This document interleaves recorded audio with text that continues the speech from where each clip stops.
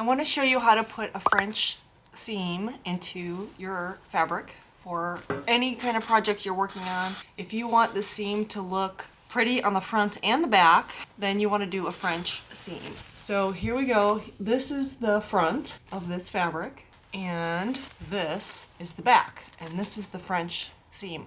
So I'm gonna show you how to do it right here, but first I just want to explain a little bit about it because it kind of seems a little bit confusing because you normally when you're sewing you want to put the right sides of your fabrics together, but in the French seam the first step is to sew the two pieces together with the wrong sides together.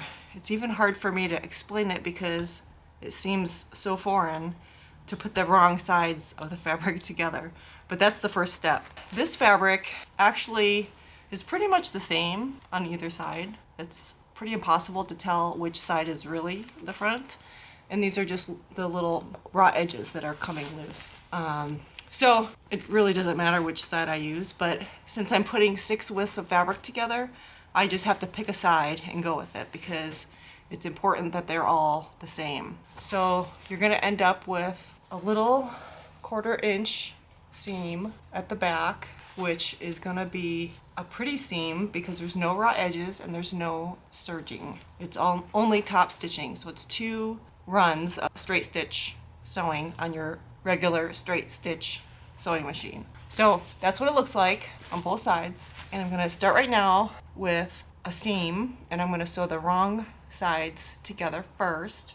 So I'm gonna line up the tops of the fabrics. This is just the raw edge of the top, and this is the selvage. And I'm gonna sew my 3/4 inch seam allowance with the wrong sides together. Let me zoom in a little bit so you can see it, see the foot. I'm gonna explain a couple of other things while I'm sewing. I'm gonna just get this fabric all situated because I have a big pile of fabric right here. Look at all this fabric. This is 6 pieces of heavy fabric that's gonna be a drape for an office, and it's unlined, so you're gonna see the front and back of this drapery. So that's why I want to have a nice pretty French seam. So because I'm sewing really long pieces of fabric together and it's a solid, so I don't have to worry about matching a pattern, I am using a method to sew these together called taut sewing because it's faster than pinning it together. There's no reason to pin this fabric together because it's solid and it doesn't need to be matched in any,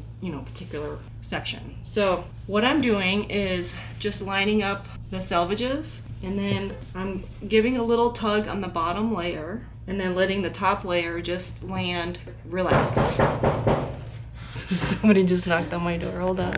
So where was I? I had a knock on the door. It was my husband. He brought me this yummy Summer Moon frozen coffee or iced coffee or whatever. It was delicious. I drank it really fast, so now I'm gonna be all hyped up on caffeine. So anyway, I was talking about taut sewing, and that is how I'm getting a really nice seam right here without puckering the fabric on either side, and I'm not pinning it together. So it's a way to sew your fabric together pretty fast because you don't have to pin it, and you get a really nice seam and flat fabrics, no puckers. So, and remember I'm doing a 3/4 inch seam because I'm going to do the French seam method here, and I'm right now on the first step, which is sewing the wrong sides together. So I'm going to continue to pull on the bottom layer a little bit and then leave the top layer relaxed. And then taut sewing is a method of putting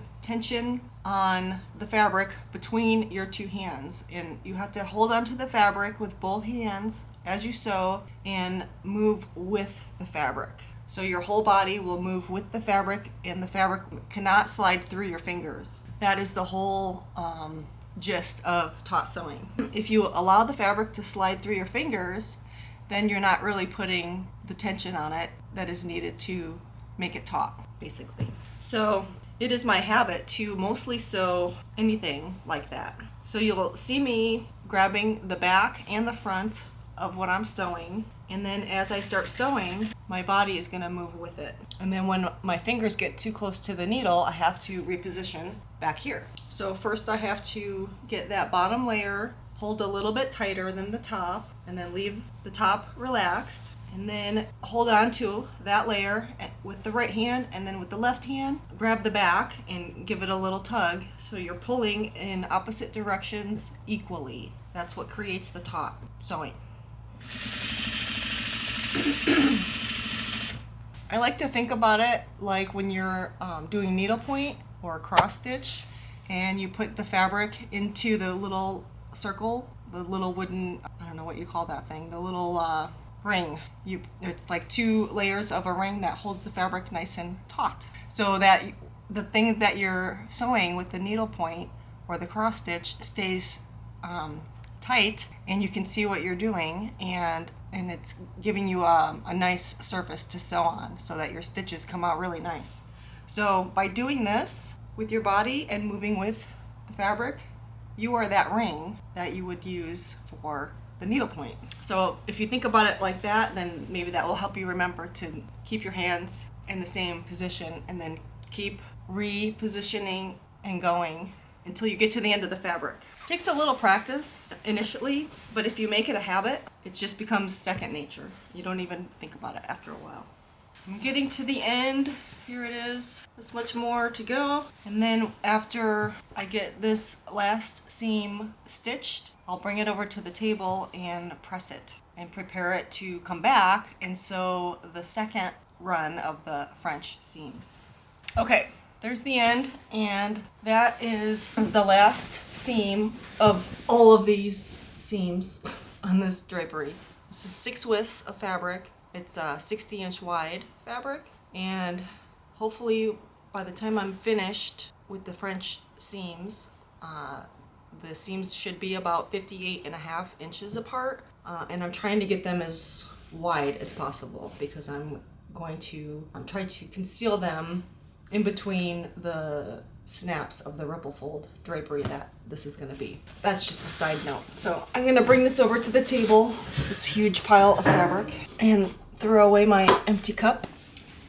Okay, so here's the first seam, and this is the one that I already finished, and it has a completed French seam. So both sides are nice and pretty. There's no raw edges and no thread from a serger. So that one's done. And so the other seams are all just stitched together, and the selvage is still there. So the next step is to press this so that I can get it nice and flat. It's really hard to get a really pretty French seam without pressing this. So it's gonna take a minute, but it's gonna be worthwhile because it's gonna make the seam pretty like this. Let me show you the front. It's nice and pretty because it's been pressed. So that's what I'm gonna do. Press all of these other seams that still have the selvage, and then I can cut down this selvage. So that's the next step. Okay, I have this seam pinned to the table, and I have the seam opened up. The best way to get a nice flat seam is to press it open. Even though I'm going to turn around and pinch this seam together again, I still want to press it flat because that's going to help me get a really pretty seam. So I'm going to start at the other end of the table and work this way.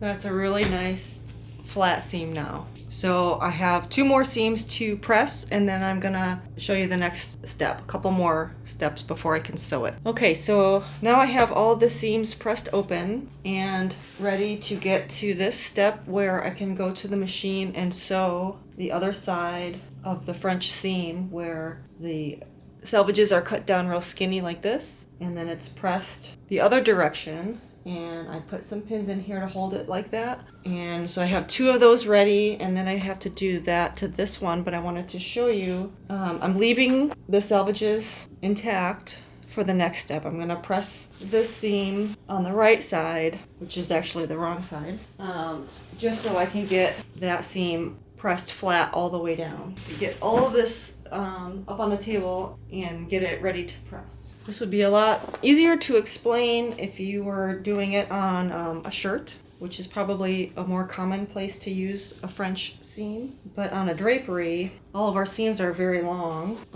for drapery anyway, and so it takes up the whole length of the table. So my seam is right here, and I'm just trying to get the seam right on the edge. I'm going to press that flat. So that's going to allow me to get a really straight seam when I go back and stitch a 1/4 inch from this edge. And I like to pin it to the table and stretch it to help me get the fabric under control. Okay, now I can open it up, and now the selvages are together, and I can cut off what I don't want on the inside of that French seam. So this is how much I'm cutting off of the selvages. These are the 2 that I already did, and here I have one started, and I'm just cutting off slightly less than 1/4 inch because that's the size I want the seam allowance to be for the French seam. And I'm just eyeballing it. I don't know if you can see that. I'll try to flip it to this side. Can you tell how much I'm cutting off? This raw edge now is going to get trapped inside the French seam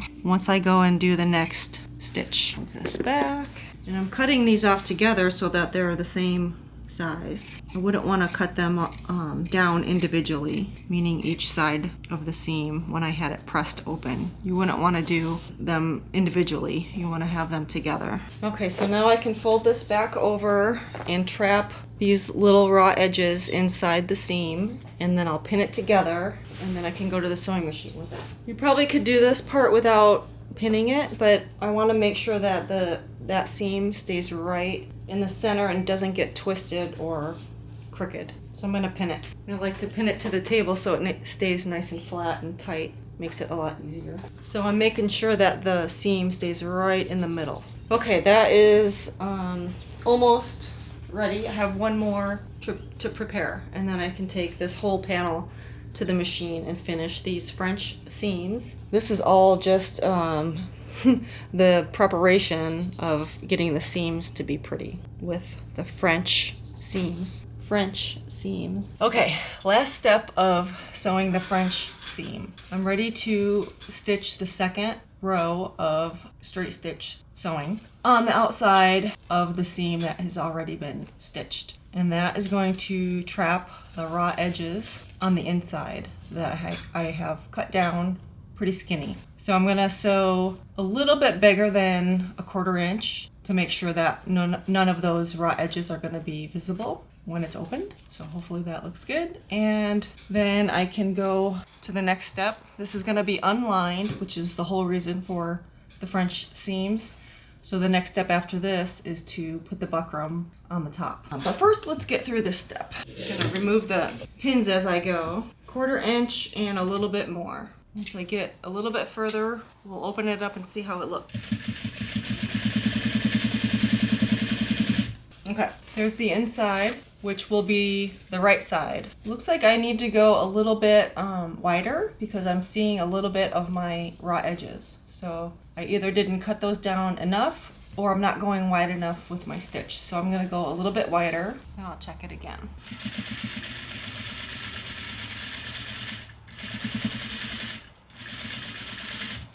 Okay, let's see how it looks now. Oh yeah, that's good. Now there's no raw edges peeking through on this side of the seam. That looks great. Now I have the secret mark right here that I'm looking at so that I can be consistent and hide all those raw edges all the way down.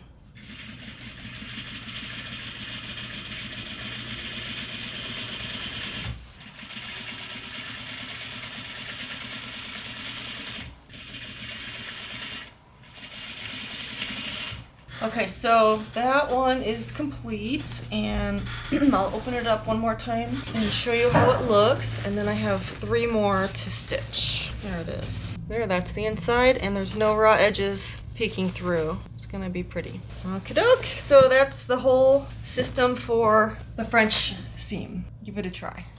Thanks for watching the video, and look for the extended cut on Patreon for extra information and longer clips of the sewing and all of the stuff. Let me know if you have any questions, if I left anything out, and see you next time.